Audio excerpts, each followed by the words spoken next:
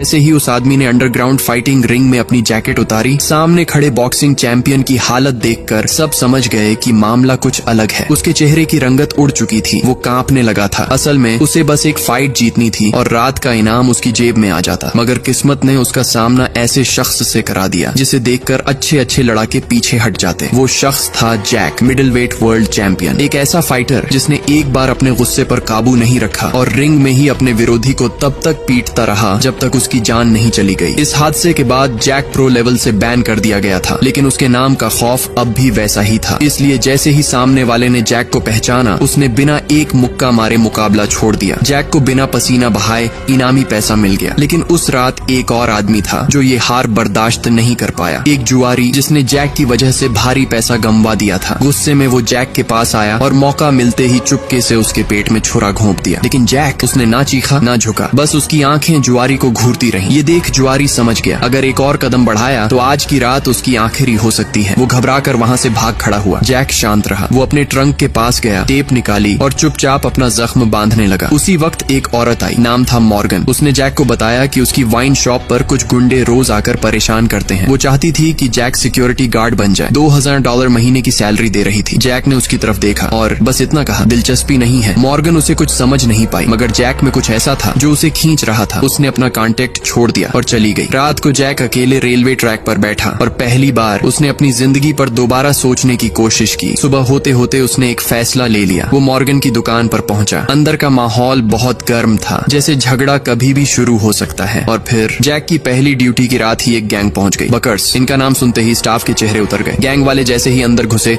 बदतमीजी शुरू हो गई। कस्टमर डर कर बाहर जाने लगे। दुकान खाली होने लगी। लेकिन जैक, वो एकदम शांत था। उसने बस अपनी कुर्सी से उठकर गर्दन घुमाई और उनकी तरफ बढ़ने लगा। अब दोस्तों, अगर आप पार्ट 2 भी देखना चाहते हो तो कमेंट में जरूर बताना।